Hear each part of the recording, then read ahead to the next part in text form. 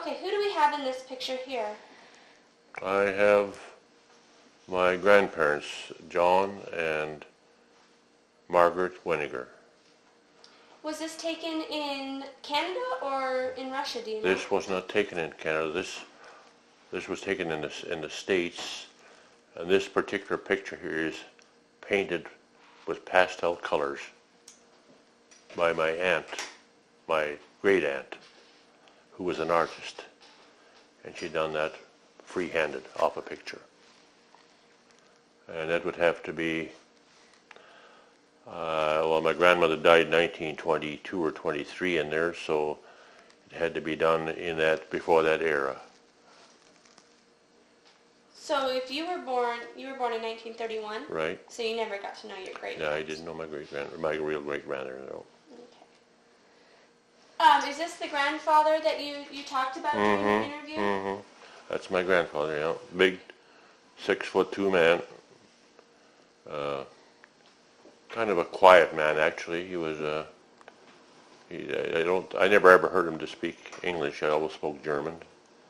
But he was we knew him as a kind man because we were grandkids that didn't see him that often. We used to come to visit him, and of course, like grandpas always do, they take the kids down to the store for candy and so what, little things like that. He died in 1941. He died of hardening of the arteries, and he died in town here. And in those days, a funeral, the mourning was always a big thing. Like, everybody wore a black ribbon around their arm, right, Green? Black ribbon around their arms, and it would show that, and they wore that for 6 months. That was kind of a tradition within the church that the people done that. And you knew, when you see them come to church, you knew that those people, they had a funeral within the last 6 months in the family. And I remember that real well yet when he was taken to the graveyard with my father had a brand new truck that year, pardon me, and they didn't have no hearse at that time. They just took him in the back, loaded him in the back of the half-ton out to the graveyard. And I was at the graveside when he was buried. I didn't have any tears, but my mother had lots of them. I was just a little boy. Didn't really understand funerals at that time, that much. I was only 10 years old, so that's about it. That's about all I can think of about it. Your grandfather, he actually lived in town when you were growing up? No. Oh, okay. No. I grew up in another area when he was living in town. Oh, okay. Yeah. I grew up in north of Battleford at the time when he was, but we used to come to visit him occasionally. Okay. So tell us a little bit about how you met each other. Your turn. Well, in those days we used to, as Catholics in town here, we had an organization that was called CYO, which means Catholic Youth Organization. And every Sunday night after benediction, we used to have a little get-together, and where it was entertainment, have dancing, and I don't think we had any lunch that I recall, but I know we used to have dancing and stuff like that for an hour or two after, and then from there on, we'd go home. And I guess that's where I seen her, where I met her at that time, and then as time progressed, one date after the other, first thing you know, we're dating pretty steady, So then she went to work in Saskatoon, and I thought, well, I better go up and visit her once in a while up there, And things carried on. A year and a half later, we got married. I guess that should answer that. So how old were you when you met her? I was, how old? I was about 20 years old, 21. And how old were you, Doreen? Well, I was 23 when I got married, and you were 24. Yeah. So I guess we weren't no spring chickens. You mentioned the Catholic Youth Organization, or CYO. Mm-hmm. What other types of, activities would that organization do? Well, we'd put on Halloween parties, or a skit one time or a play we put in. I was in a play one time years ago, and in the springtime, we'd do this during Lent. We'd practice our play and then have present it on Easter Monday to the public, like, charge them admission. It was little money for the CYO and stuff like that. And I guess we'd have wiener roast once in a while in the Sundays, and we'd have a ball game or something in the Sunday afternoon. And I can't think of nothing else that we used to do. How old did you have to be a member of the CYO? 16. Okay. Yeah. And what was the maximum age you could? Didn't matter. Anybody. Yeah. You're the first person I've met that's mentioned the CYO. Is that right? Mm-hmm. We were fortunate. We had a young man here by the name of Father Shahoon that was just out of seminary, just ordained actually, and were very usefully minded, and he could see there was a need here because it was probably 50 or 60 young people walking around didn't know what to do with themselves, so that was kind of his way in entertaining people. So what is dating back then? You said you dated for a few years. What type of things would you do when you would go out? Dancing. Primarily dancing, yeah. Or go to a house party or something like that, maybe. Work. We did a lot of work in between, too. Yeah, well, that's not dating. No. But I'd go to visit in Saskatoon, and in the wintertime, our train used to go in here in the morning at 7 o'clock, and I'd spend the day with her in Saskatoon. We'd go to church or go out for lunch, and then I'd come home at 7 o'clock in the evening. So that was the extent of it for a while anyway. How much was a train ride to Saskatoon then? $2.10 to go to Saskatoon and back. I'll never forget that. That's all the money I had. $2.10 to make a round trip. We didn't all have a car those days. I didn't have a car either to go to work. I'd come home on weekends and I'd have to hop the train Monday morning to get back in time for my job. And there too, you had a little ways to go from the bus or from the train station to where you live to get your luggage back. And it was quite a little jog, It wasn't just like, take a car and go. But it was nice. You mentioned dances. Where were these dances held at? Generally speaking, in our local parish hall, or we'd go to. There'd be dances around the country that other people would put on. We had an organization down south called the Happy Gang, which is about 10 miles south of here, and they used to have 1 or 2 dances a year. We used to go out to there once in a while to their dances, and it was all young folks like our age that were down there. And the other thing that they used to do, they had shows every Sunday night down there for an hour and a half, a public show that everybody could go to, that type of thing, and it cost you 35 cents to go to the show. And we didn't go that much, but a lot of people took that as their Sunday evening entertainment, And then, of course, being all country schools, every country school had a dance on a Friday night. Really? That's in the fall. Yeah, they had school dances, they call them, and that's where we would go and meet a lot of people because the whole community area, a radius of 10 miles would come to each other's town and have a dance. Yeah, that was always fun. Was it live music? Oh yeah, Yes. Accordion and guitar, Yeah. and the proceeds from the dance usually bought some of the Christmas gifts for the kids in the school for that season. They charge admission maybe 50 cents or something like that. And that's how they bought Christmas gifts for the children. These dances, were they community, everybody in the community participated, or were they mainly for the younger generation? Everybody Everybody. wide open to everybody. Pretty well everybody come to, other than the small school kids. They didn't all come because at the time we were going anyway, they weren't. It was generally the adults, and they kind of followed one another. This one supported this one, then they go to the next one, support the other one, that type of thing, Yeah, they went on for years like that, There was a school about every 6 miles around the district, roughly. Our schools were setting on, in the township, were setting on sections 11 and 29. That was located, I should say located, that was surveyed as school land, and that was by the Crown left that So there was some places had a school on it if it had to be. But they didn't always sit on there, but that's generally the way the system worked, like, you know. So at these dances, what type of dancing would you do? It would be all old-time music. Yeah, waltzes, slow waltzes, polkas, square dances, that type of thing, yeah. So we're looking at this beautiful wedding picture. Tell me a little bit about your wedding. What was your wedding like? Well, it's different than today. We started the day off with Mass at 10 o'clock in the morning. And then there'd be a luncheon at either the bridal home or the in-laws home. And then you'd drive into Saskatoon to have your picture taken. And then you come back and you had a big banquet in the hall again. And then a dance. And that dance usually started then about 8 o'clock at night. And it was a live band, and the music would carry on all night till midnight.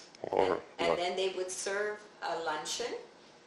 And there was no liquor served at that time, absolutely no liquor. Well, the guys would sneak out once in a while and find some in a car. And and everybody danced their legs off all night long. It was just so much fun, really so much fun. It's so different from today's dances. And so anyway, I know after our dance, we were really exhausted because we danced and danced, I'll tell you.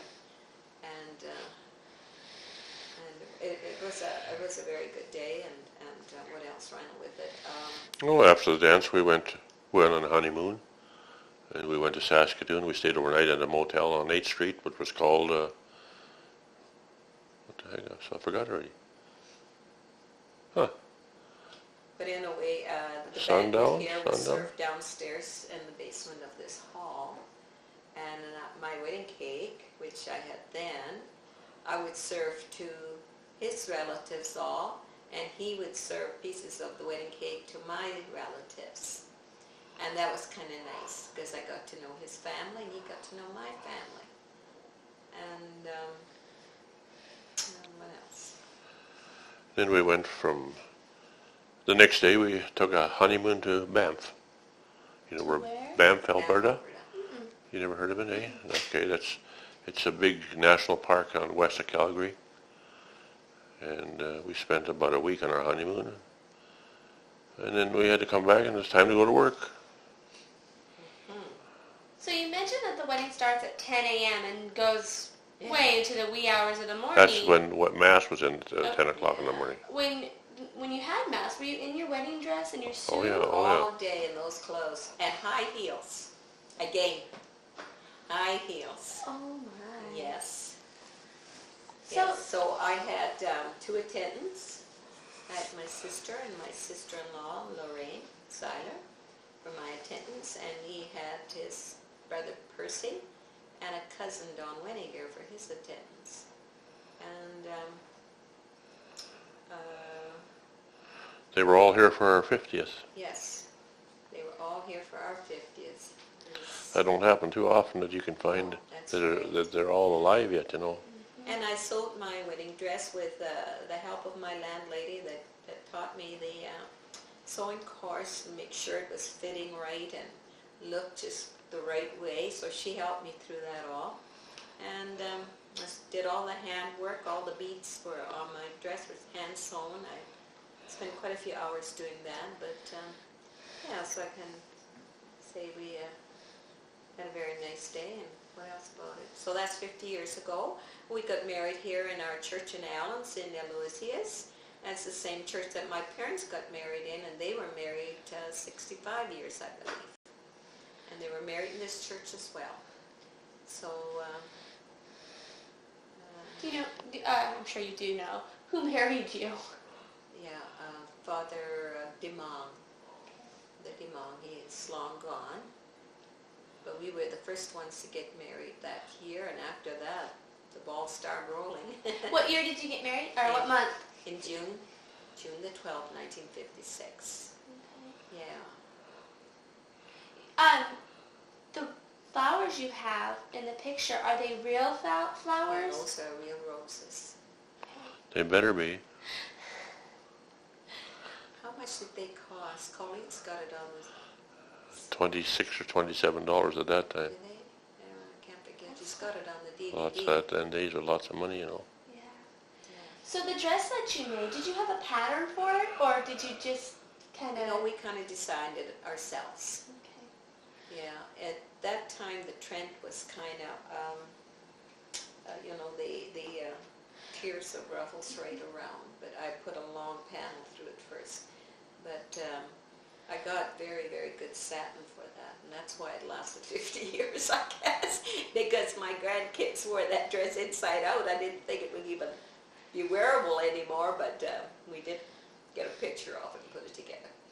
Approximately, how much did it cost you for all the fabric and everything like that? Not very much, but I forgot. Okay. I really forgot. I think the veil cost me, with the headpiece, $24, if I remember that. But as far as the dress goes, I can't recall. I think you spent less than $50 that time. Yeah, it wasn't very much. And how long did it take you to make it? Oh, well, I did it while I was working at Singer Sewing Center. And so I would just do it after, in the evening when I came home. So it took me quite a while because I didn't have the time. I had to work. When you guys were dating, how did how did you ask her to marry you? I mean, how did that come about? Oh, I don't know. I don't remember that one anymore. Oh, come on, at Mom's house, no. We were there at Mom's house. Oh, I'd ask your dad if I could marry you. That's what it was. I forgot. You did? Yeah. Really? And he says, take her, get her out of here. I bought her a engagement. I know one of my sisters, when I showed it to them, I don't know which one it was. She said, I showed her this. She, is that real? I said, yes, not for popcorn.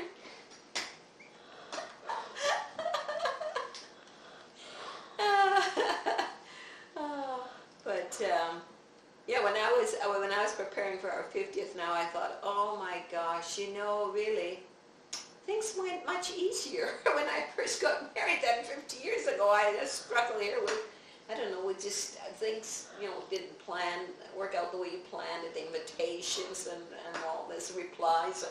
And at that time, you send out your invitations and everybody was coming.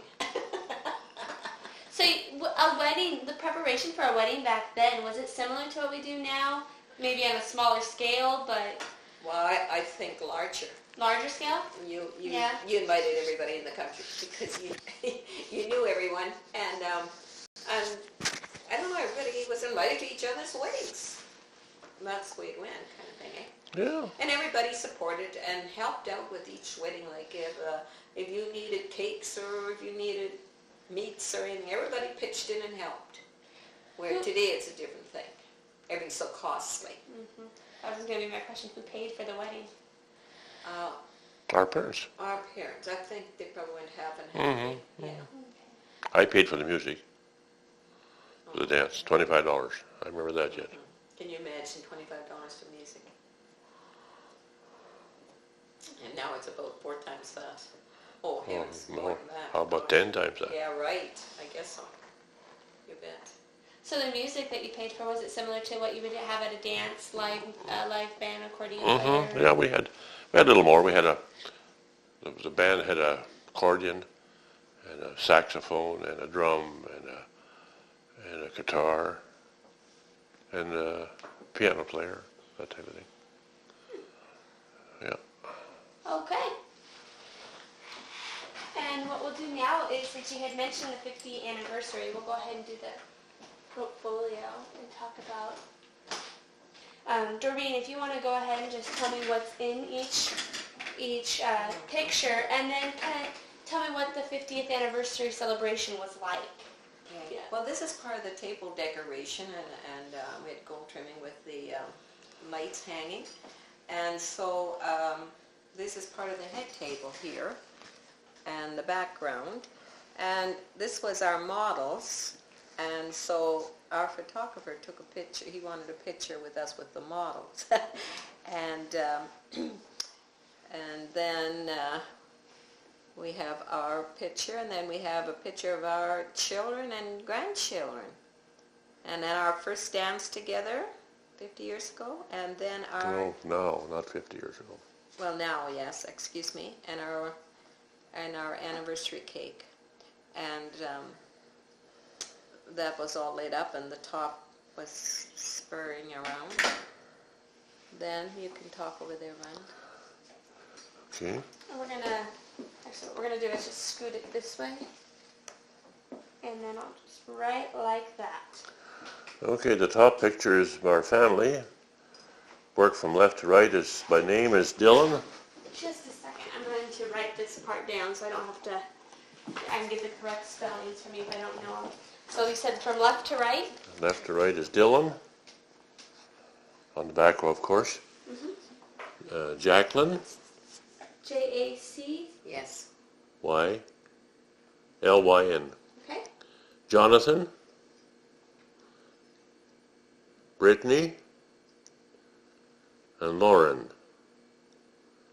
And then, of course, there's Grandpa on the picture, and then there's Madison in the middle, and then Grandma. And across the top here is our son's family. From left to right as top is Brittany. Center is Lauren. Right hand is Jonathan. And go back to the left hand is the father, Calvin, and Jacqueline. And down on the bottom row is our youngest daughter, Arlette. Barry, her husband. Did you say Gary? Barry, Barry. with a B. And Barry, pardon me, Dylan. and Madison. And to the bottom of the picture here is our oldest daughter, Colleen, and her husband, Jack. What is Colleen and Jack's last name? Griffin. G-R-I-F-F-E-N? Mm-hmm. I-N. I-N? Okay. And then Arlette? That's Croshaw. Okay, now you're going to try. You wanted to spell that one? Croshaw.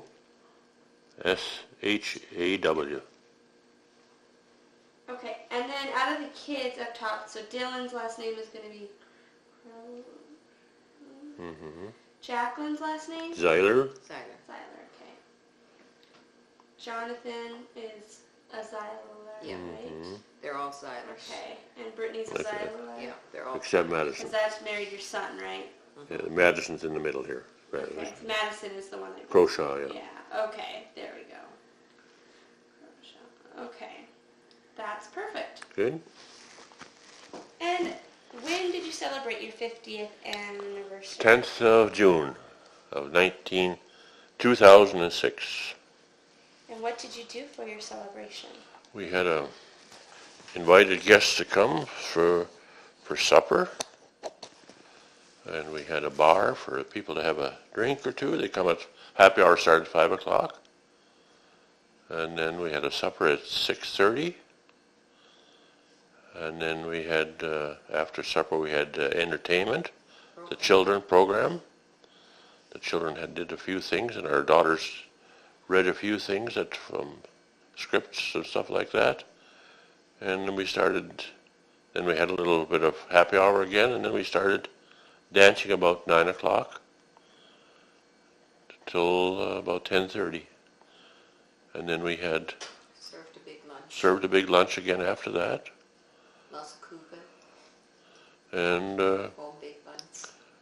by this time, everybody was tired. Like generally speaking, they were all older people our age. They were ready to go home.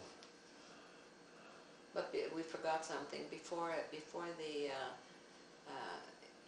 banquet, we had picture taking here. Always, we had a photographer out in Saskatoon, and he done all the pictures. He came out by 3:30, and we had the pictures done by 4 or 5. Yeah. We were going to have them done outside by the hall because we had a beautiful park there, but it was raining a bit, so we had to do them all inside on the stage. But he done a good job, and he done it together in a hurry. Yeah. So, that was the day. You had mentioned the cutout in the other photo. You want to tell us a little bit about making that the life-size cutouts that you had? Or we'll call them the models. The models, okay. Well, actually, Colleen did the models. She done them up on the computer, and then she made the frame for them. And when she came home here, her and I worked together on the dress, put the dress together because everything was rags. And we dug out Reynold's old suit and still the original, and went from there and got my original earrings. She had 50 years. They're on there, and yeah, so that's it. What gave you the idea of doing something like that? Well, that was Colleen's idea. Okay. And actually, it would have been for me. I wouldn't have displayed it because I thought the dress looked horrible. But she says, "We'll put it together. Don't worry, we'll get it." And she did. Yeah, she did a good job. Okay. Yeah. That's great.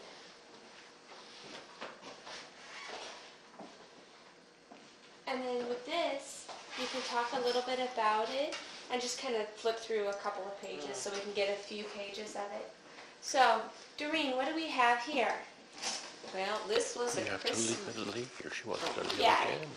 This was a Christmas gift that I received in 1940 from Santa. And in those times, you were just so delighted to get a coloring book and a box of crayons. You didn't look for anything much more. Maybe a little set of dishes or maybe a little tiny doll. But I guess Santa that year couldn't afford it, so all I got was a coloring book. And it is really raggedy, but I hung on to because I've had lots of coloring in here from some of my cousins who are no longer with me, who passed on, and some that live so distant away. This was one of my cousins that lives in Michigan now for, well, most of her life, but she was around at the time, and she colored that picture for me. So did you do this one to the left? Yes, I did, but that doesn't look very good. I'm not proud of that at all. So it doesn't look like you were using color crayons. It almost looks like a paint. Yeah, we were using a water paint. Okay. That's why some of them are not very neat. Did you have color crayons when you were kids? Yes, yeah, we had crayons. Like, I think this is crayons. Okay. This one is water. So you could do either or in the book. Yes. And Oh man, I really needed art lessons. Well, this is not bad. This was done by a friend. And we really didn't know what Indians looked like at that time. Should have. I was one myself, right? so you would have friends come over and you would color in the book. Oh yeah, that was a great thing. Everybody loved to color. It was a pastime. Okay, well great. Go ahead and tell me what we have here. Okay, this is a crucifix that was given to me by my grandma, Regina Brossard Geffro. And I don't know why she gave it to me, but I have it. And it is very unique because it has the Stations of the Cross in pearl. And it seems to me like I can't read any of the little writing that's on it, but it seems like it's just so unique. She must have brought it over from Russia. And nobody seems to know too much about it in the family that's left. And I should have asked some of the other generation before me all about it, and I can't give much more information on that. How old were you when she gave it to you? Well, I got it from my mother. My mother gave it to me, which was grandma's, you know. And that's about all I can say on it. But it's wood, and the wood is set in. You can see the wood set in, right? I guess so. I don't know. Don't you think so? And it says Jerusalem. It's on the camera. You have to leave it down. Oh, you can flip it over if you want so you can look at the back It says of it. Jerusalem on the back. Oh, well. Pardon? So I can't say too much on it. Just to kind of show what the back of it looks like as well. Okay. It was a display that we had set up in the entrance of our hall on the day of our 50th wedding anniversary, which was just of June of this year. 1906. And it was our model of 50 years ago, and also just a welcome sign as we entered the hall. And then you guys are standing next to your model? Yeah, we're standing next to the model. Okay. Okay, who do we have in this picture? Well, I have my brother Pius, who's the oldest. How do you spell Pius? P-U-I-S. Okay. Brozard. Rosard? My brother Edward, Okay. and then myself. Doreen. And then to the left, the little girl, is my younger sister Marie Hagel, and my other sister Eleanor Olszewski. But you just need the first names, I'm sure. Eleanor? And I was about 10 years old when that picture was taken. That was taken about 1942, if you were 10 years old. About that. Can you tell me a little bit about the characters of each one of your siblings? Like, what was Pius like when you were growing up? Oh dear, if I have to get into that, I tell you. He was a very mischievous brother. He caused a couple of accidents for me. And but I was still a dear brother, but he was just so... And I probably played his part very well because...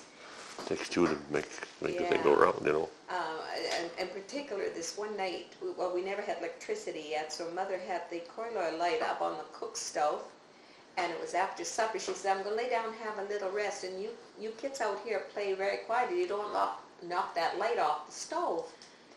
And my dad had gone on the train to Winnipeg, and so he wasn't home. Well, there's 5 of us. What do we do for excitement here? We got a little light. We're not supposed to make noise. Mother wants the rest. Well, Pius, he said, let's play airplane. I said, airplane? Yeah. He says, I'll take you by the ankle and swing you around, and you put your arms out like a plane. So, of course, I'm first to go. So I get going there, and he swings me around, and I hit the bottom of the cook stove, which was a wide chrome frame, and I cracked my collarbone. But I didn't know at the time I cracked it, but it went crack. And of course, things settle down. Mother comes out. What is going on out here? Well, we're playing airplane. And then I said, oh, but it hurts so much here. So we had to wait till my dad come off the train that night, which was late, so I never got in to see the doctor, which we would have to go back into Allen 10 miles with the horse. Were we driving horses sleigh then? No. Oh yeah, buggy, sleigh. But anyway, by next morning, my one arm was that much longer than the other. So I went in to see the doctor, and of course I had broken my collarbone. So you see I have a high one here and a low flat here. And anyway, all he could do was put it in a sling. So I was in a sling for a long time. And then one other time, my dad and my uncle were getting a load of hay from about, how far away from home? About 10 miles too. And they both come home with a full rack of hay, and they were late coming for supper. So Mother says, well, you kids might as well eat first, and because we don't know when the men are coming. So we quickly eat our supper, and we were just barely done here. They're driving in the yard with these huge loads of hay with the horses.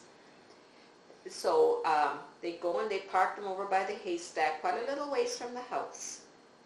And meanwhile, then Mother fed my dad and my uncle, and us kids went over to play. And my 2 brothers were up on the haystack. They crawled up on the hay rack and up on the haystack, which was yay high. And of course, me and my 2 sisters, well, we couldn't get up there, and we finally got up, and then we couldn't get across. So I said to Pius, how do I get over there?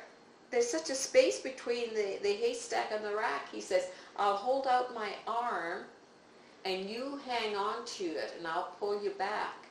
And so when I jumped, he did that, and he pulled his arm back.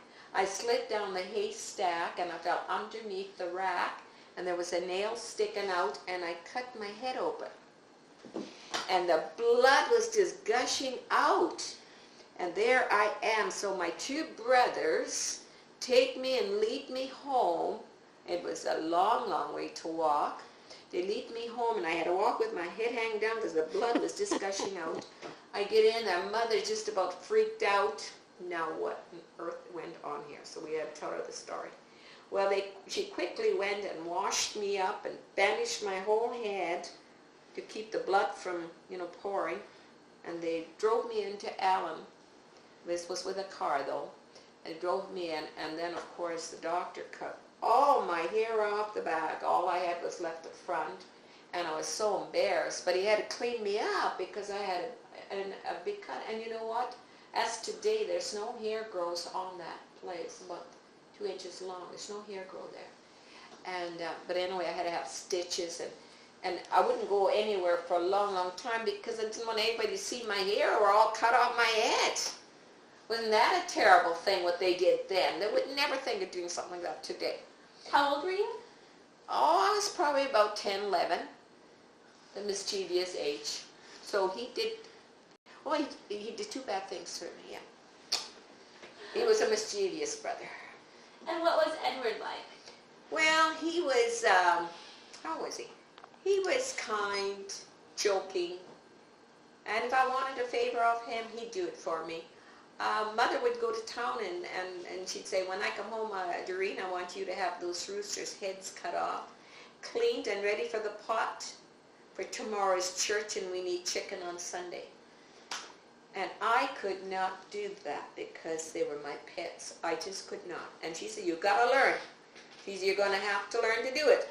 So they'd go to town, and I'd say to my brother Eddie, Eddie, would you cut the heads off the chicken? I'll make anything you want. What do you want? Fudge, homemade ice cream.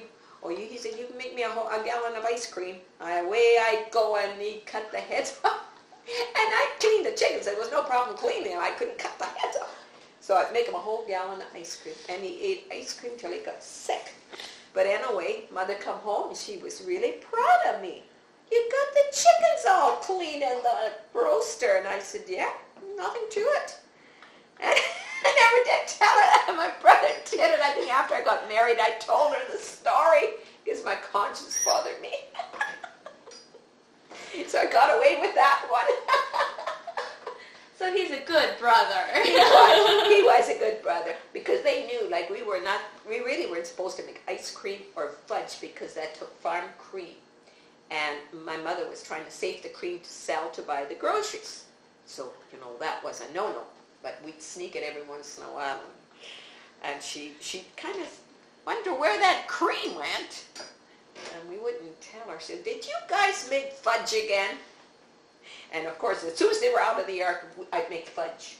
And everybody wouldn't even wait for it to cool so you could cut it. They all took a teaspoon and they started eating the fudge before we knew it was cool. You can tell we didn't get no chocolates in those days. We had to make our own. And what was Marie like?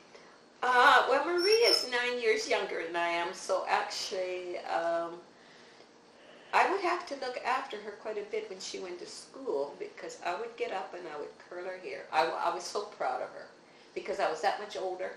I would make little ringlets in her hair and put a big bow in her and get her just all prettied up for school. I was so proud of her. And she was kind of a timid little sister. Quiet.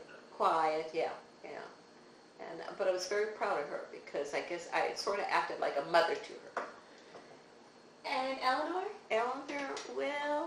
Eleanor was kind of the chore boy. She'd have to go round up the cows with the horse. She didn't like to work in the house too much. And so I'd say, okay, you go out and get the cows, and I'll do the cooking. We had to share the load, because the boys were out in the fields. And so she liked to ride and get the cows and things like that, yeah. So she was full of the diggings too. We had a lot of fun. Okay. Great. That was great. Go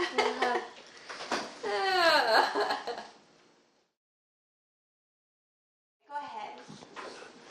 This is a passport from my father, who's Roy Zeiler. He came to Canada in 1927, and as we open it up, we can see what I don't know if this will pick it up or not. Some of the writing on there gives you, most of it is, it's a different language. Some I think it's Russian probably. I'm not sure, but it's in there anyway, and we'll just kind of open it up a little more to get around to. It's all so fragile that. There's a picture of him there. Yeah. And this is a picture of him when he was 17 years old. And this was issued in Moscow, because it's all written in Russian or Polish or something. So that's about the extent of that I know about his passport. He come on a boat. At the time was a boat called the Empress of Scotland. He come from Moscow. He left from Odessa to Moscow, Moscow to Liverpool, Liverpool to Quebec City, and Quebec City to Allen. And that was all on that same journey. It took well over 3 weeks to come across from that part of the world. Okay. Stop that. This is an immigration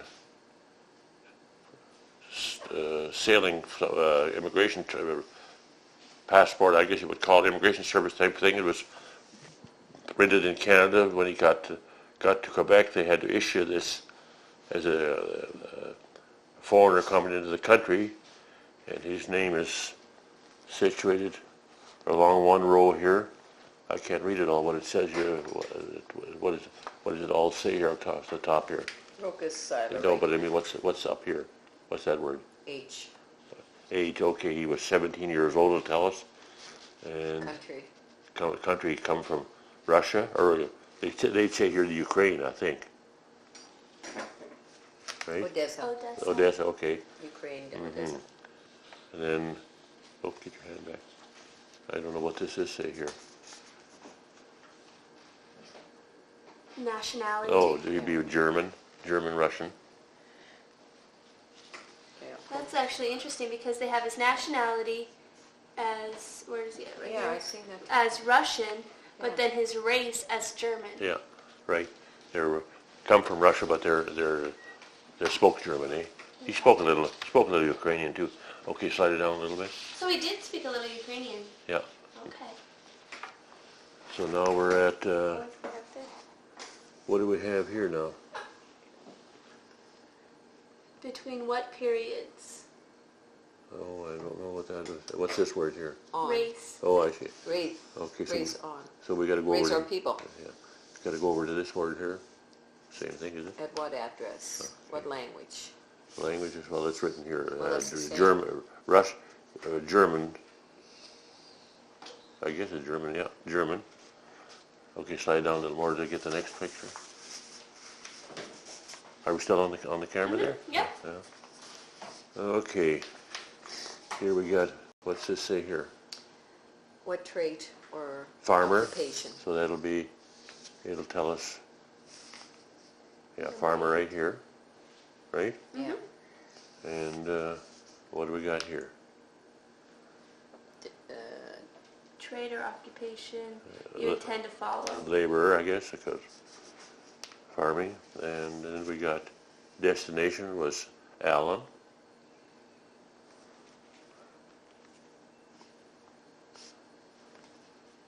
I'm not sure what this all says here. I haven't got my glasses on. Given name, relationship, and address Oh, of your nearest Yeah, relative. that would be, the nearest relative would be Balser and Catherine Bitz. And then he went to, Scooted further this Yeah. way. and then his final destination was Andrew Bitz, a cousin of his, where he worked on the farm. I guess that's about all there is on that passport we can make out. Is that okay like that? Mm-hmm. Okay, this is the boat that we were talking about that my dad, Roy Zeiler, come on in 1927, called the Empress of Scotland. And it was a big boat. It held something like, I think he said around 2,000 people at that time. This particular boat today is not in service anymore. they've taken it out of service and they've sank it in the ocean. I'm not sure where at, but I was told it's not in service anymore. So that, I guess that takes care of that one. This is my grandfather, John Weniger and Margaret Weniger. And these are my uncles. This is one is from left to right is, of course, John Weniger, John Jr. Weniger, Albert Weniger, and Grandma Weniger. And going back again was Joe Weniger, Roy Weniger, and the little girl on the grandma's knee is Lena Weniger. Did you ever get to know your aunts and uncles? All but one. How far did they live from you? They all lived in the Allen district. Oh, okay. Yeah. So you were able to see them quite Yeah, often. yeah. What were they like? If you could talk a little bit about, I mean, it doesn't have to be extended, but what visiting was like with them and. They were all hardworking, church-going people, poor people actually. Of course, the 30s who had any money really, you know. They all struggled to make a living. One uncle was an educated man. He was Uncle Roy Weniger. He was an RM administrator. He got his high school, and he was able to go on and take a course in bookkeeping, and he got a job as RM administrator. And the rest of them, they were all in the farming business, struggling to make a living. Did they have a lot of kids your age around? Mm-hmm. Yeah, my Uncle John had 7 girls and 1 boy. And the rest of them were smaller families, 4 and 4 and 3 and 4 and 4 and 1 girl, and 3 and 1 and 1 girl, and 2 boys and 1 girl, and Lena had 3 boys and 1 girl. Uncle Roy had 2 girls and 2 boys. Uncle Joe had 4 boys. So you had a lot of cousins running around. Oh yeah. Mm-hmm. Do you ever go and play with your cousins, play ball and stuff? Yeah, occasionally we got together in the summertime. We'd get together on a Sunday just for the sake of meeting one another again once in a while, that type of thing. It was over on the homestead of where my grandfather had lived at one time or another. Yeah. What about holidays? Were holidays celebrated with No, extended family? no, you mean taking a holiday? No, like Christmas? Oh, that way, yeah. Oh, yeah. Were those celebrated with your aunts and uncles and cousins? In some cases it did, yeah. Yeah. When we lived up in the north at Robin Hood, my aunt, this one here, she lived about 40 miles east of us at a town called Mildred. And she was married to a fellow by the name of Fred Bowen. And they won several times, not several, but I said 2 or 3 times in the span of 15 years. I remember them coming over for Christmas for a day or two by train. And the same thing with the other way around. We'd go on some years over there for Christmas for a day or two. And Christmas was about the only time we really got together on any occasion that I know of anyway. That's about all there is. That's all the connection we had. Okay. So where are we at today? We are out in our parish graveyard at Allen, Saskatchewan. It's a parish graveyard where all the people that live here are entitled to be buried here. And one of the things that we have here right now is Doreen's parents, which was Joe L. Brosart, born on March the 4th, 1907, and died on August the 24th, 1992. And his wife Ida was born December the 6th, 1908, and died October the 27th, year 2000. The people that her parents were very,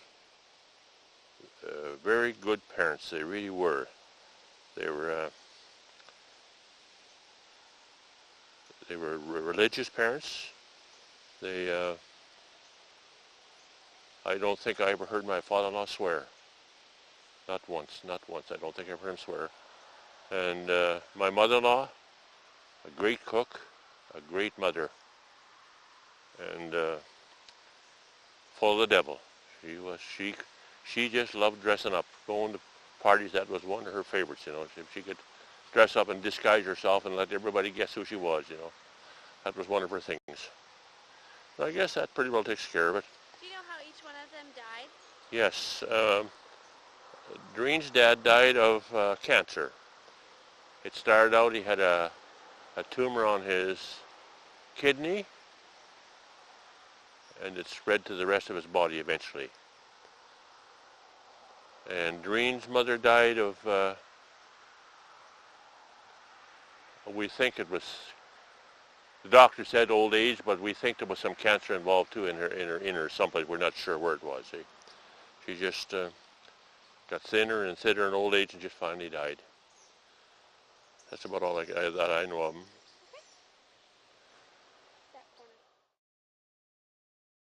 Where are we going to head to now? We're going over to my great uncle's grave, which his name is Balzer Bitz. He died, I think, in 1931. I'm not even sure. I'll have to look at the grave when I get over there. He was a farmer by trade. He had a large family here. His sons were named John, Andrew, Martin, George, Elizabeth, Anna Mary, and I guess that's the whole family that I can think of right now. They farmed out about 4 miles southwest of Allen, and they come to this country, and I'm not even sure. I think it was around 1906 or 7, somewhere in there.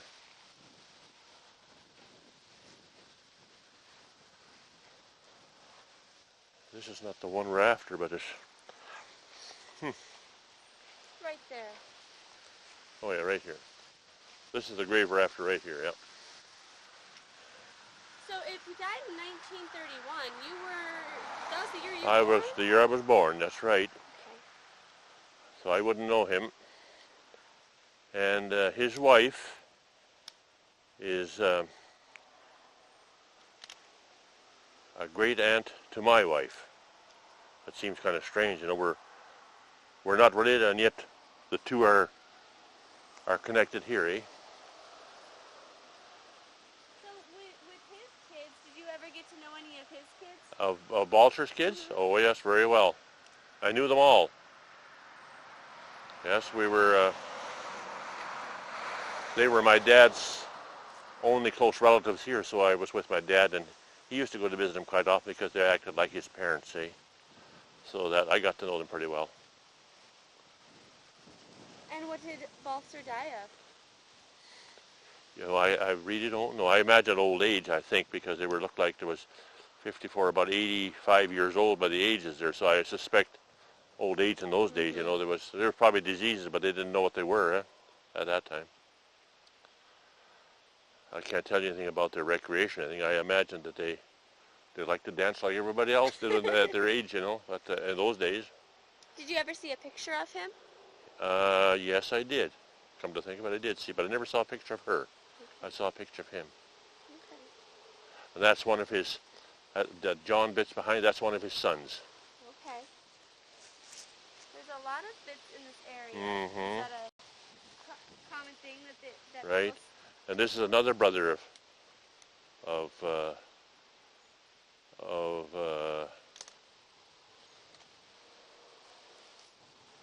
John's, or Balzer's, George here, another brother.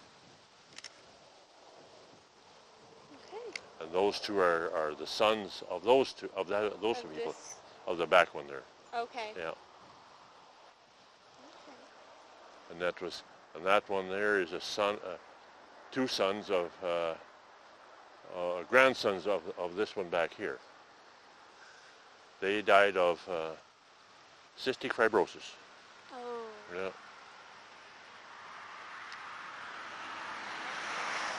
Yeah. Emil died of pneumonia, and Joe had,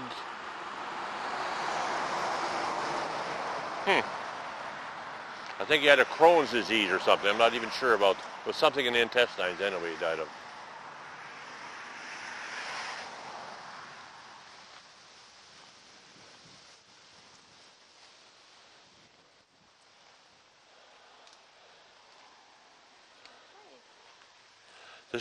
This is a common name down where you come from, down there too. Shots. Shots.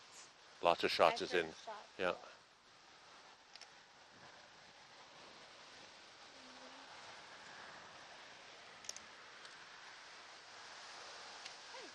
Okay. And who do we have here? I have here my grandparents, John Winiger and Margaret Winiger. John born in 1869, died in 1941. Margaret Winiger, nee Vetter, born in March the 2nd, 1868, died in 1944. That's not right.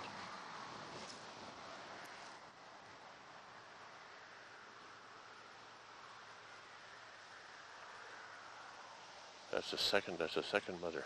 Oh yeah, that's right. This is not my real grandmother. This is my foster grandmother. My real grandmother's in a different cemetery. I forgot about that. So this is his second wife? That's his second wife, right? Okay. Yeah. Can you tell me a little bit about them? I know you did in the Yeah, I can tell you a little bit about it. It was a quiet man, big, tall man, 6'2", slow walking man, strong as an ox. Really was. I remember that yet. The boys always talked about strong man, very strong man. Grandmother was brought in grandma, which was hard for any mother to come into another family where there was a bunch of boys and children around, and I guess there was some days where there was dissension. There was no doubt about it, but they made it through. I know the boys talk about it. It was tough some days because they 6 boys in a row, that got their own ideas. How does a new mother come into the house and change their mind sometimes, which is normal. I guess that's about all I can say of those. You were 10 years old and 13 when they died. Do you remember their funeral? Yep. Oh, I remember sitting right here when he was buried here. Really? Yeah. Your grandmother was buried in January. Yeah, How did they dig a grave in January? the difficulty, great difficulty. They had to lay coal on the ground to thaw the ground out, leave it there for probably overnight or maybe overnight in the day, and then they go in with a pick, if you know what a pick is, and a shovel, and whatever there was to go through the frost. And sometimes you had to go down 2 or 3 feet of frost before you could get down to where the ground wasn't froze anymore. And there was lots of them dug in here that way in the wintertime. Well, they all were by hand, all done by hand. So that wasn't easy. I helped to dig a few graves myself in my days. Nowadays they do with a backhoe, so it's no problem. It doesn't matter whether it's froze or what it is. They can do it the easy way now. Just costs you money, that's all. Yeah, I think that's about it. I know.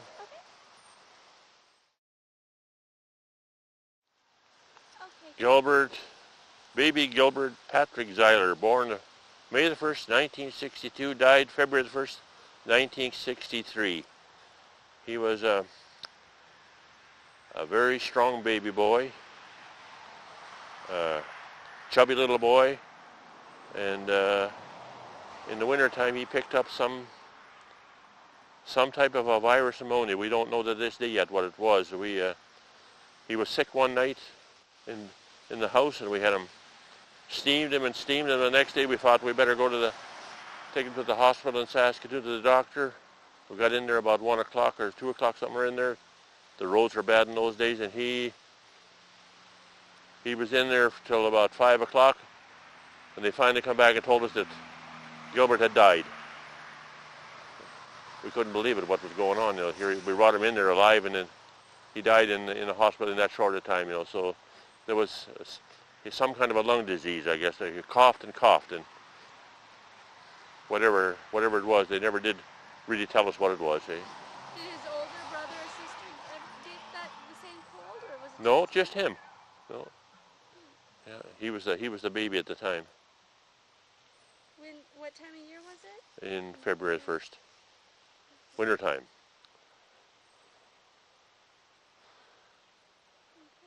That's it. And this one up here that's Doreen's grandmother. Yeah. So you buried your son right next to... Right on. And then her grandfather here. They're both sitting here. Okay. This is Doreen's grandparents. Joseph Brozard, born October the 24th, 1884. Died on August the 26th, 1979. His wife, Regina, born February the 20th, 1880, and died September the 5th, 1963. I knew them both. They were religious people, very religious people. They never missed church every day. They went to church every Sunday, and they always liked company. I didn't get involved in it, but Doreen talks about Christmas Eve. They all come to the house, and they were very musical. Of course, somebody had to play the piano, somebody had to play the violin, and then they sang before midnight mass. They were. Grandpa always insisted on music, you know, and they done that. And I guess that's about all I can think of. You think of something else? Well, do you know how they died? Just old age, yeah. As far as I know, anyway. And how did they treat you when you first started coming around the family? Good. Really good, yeah. No, I really can't complain about them, you know. They always referred to me as the big guy. They understood English, but especially Grandpa, the big guy. Yeah. He was in a home in Saskatoon, St. Anne's home, was a home for the elderly. And the latter years he had developed Alzheimer's. And I remember one time we went up there for Mother's Day.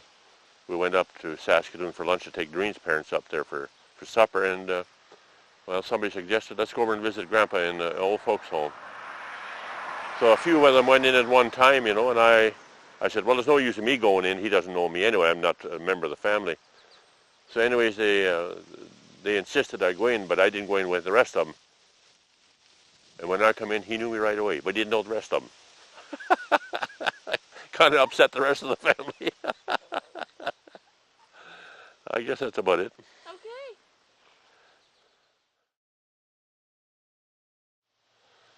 This is my parents, Roy and Helen Zeiler. My father was born in 1909 and died in 1978.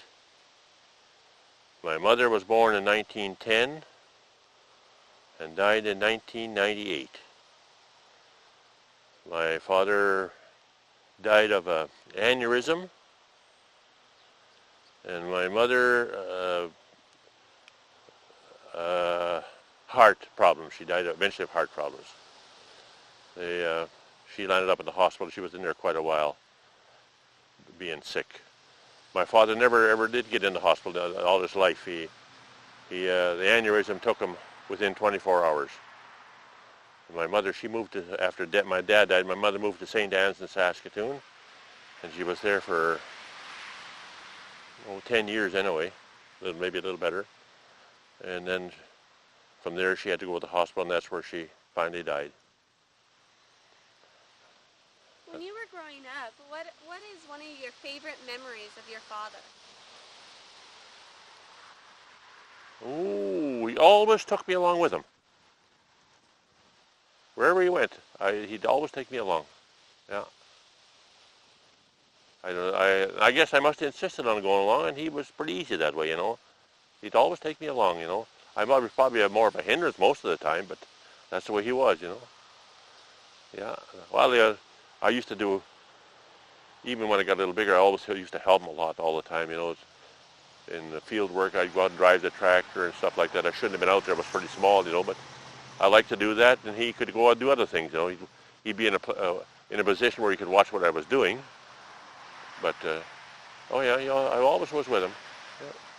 And how about your mother? What's one of your favorite memories? Well, of with her? mother was at home there. I know one thing, she couldn't hit us because she was too kind. She'd take us flash water and scold us and hit us on the bum, but that was about it. I'll tell Dad when he gets home. Yeah, I guess that's about all I can think of right now.